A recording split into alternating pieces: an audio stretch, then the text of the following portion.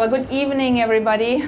Aloha. Today's panel is amazing. So the changing phase of healthcare is one that has become increasingly important and relevant. So the last 3 years have proven how important it is to continue to bring new healthcare solutions to the community and meet those challenges we all face. I am the director, state director for M4MN, Minorities for Medical Marijuana. I serve on the board for Hawaii Cannabis Hui and then Oahu Cannabis Farm Alliance. We want legalization that empowers our local community and that actually benefits our local community.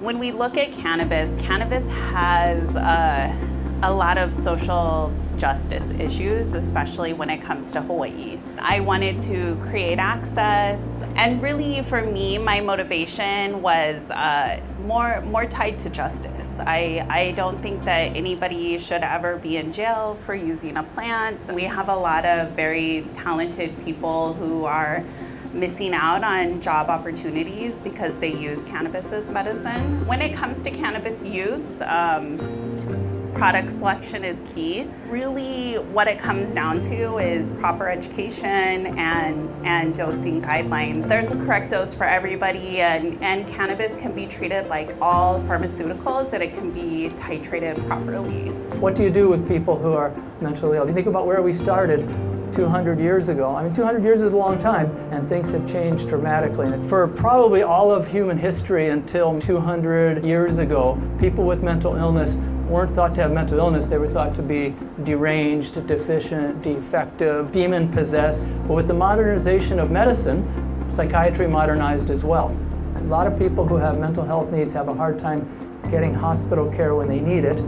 Do we need a bigger state hospital? I don't know, but that's sort of food for thought for everybody. 1 in 4 adults in the United States suffer from a diagnosable mental illness.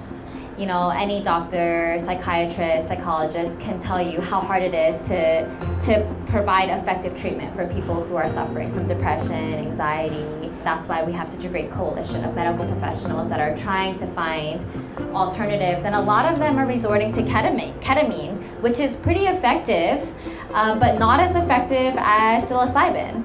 Really, our vision is to destigmatize and decriminalize the use of psychedelics, particularly for therapeutic purposes. Psilocybin is more than 4 times more effective than antidepressants in treating major depressive disorder, and these are coming out of major scientific journals. So we're looking at Yale, Harvard, Berkeley, New York University, and this is just a very short list. Pretty much, if you can think of a major medical institution, they're all either have already developed or in the process of developing a psychedelic research center. And that just showcases how groundbreaking the results have been in the last 10 or so years that we've been in this psychedelic renaissance. Now we're seeing the FDA has granted their breakthrough therapy designation for both psilocybin and MDMA. And so we're really seeing this transition from seeing the substances as recreational party drugs to highly therapeutic medicines that can heal people. Acceptance of alternative treatment methods clearly has increased.